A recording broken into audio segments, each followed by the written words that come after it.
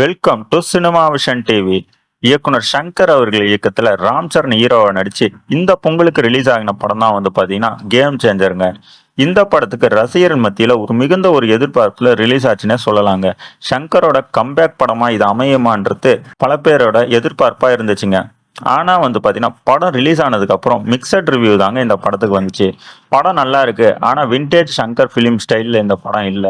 நிறைய சங்கர் படத்தை பாத்தீங்கன்னா மிக்ஸ் பண்ண மாதிரி தான் இந்த படம் இருக்குன்ற மாதிரி. ஏன்னா பலதரப்பட்ட மக்கள் பாத்தீங்கன்னா கருத்துக்களை முன் வச்சுக்கிட்டே வந்தாங்க படம் ரிலீஸ் ஆனதுக்கு அப்புறம்.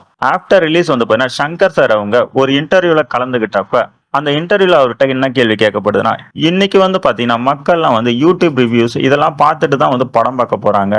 யூடியூப்ல வர நெகட்டிவ் ரிவ்யூஸ்லாம் நீங்க பாப்பீங்களான்ற மாதிரியான கேள்விகளை அவருக்கு முன் வச்சப்ப அவர் என்ன சொன்னாருன்னா, எனக்கு இந்த கேம் சேஞ்சர் படத்துல இருந்து ரொம்ப ஒரு பாசிட்டிவான தகவல் தான் என் காதுக்கு வருதுன்ற மாதிரி அவரோட கருத்தை முன் வச்சாருங்க. அதாவது சங்கர் சார் அவர்கள் இந்த படத்துக்கு மிக்சட் ரிவ்யூ வருதுன்றத பாத்தீங்கன்னா இன்னமும் அதை அக்செப்ட் பண்ணிக்காம டிஃபெண்ட் பண்றாருன்றது அவரோட ஸ்டேட்மெண்ட்ல இருந்தே பாத்தீங்கன்னா கிளியரா தெரியுதுங்க.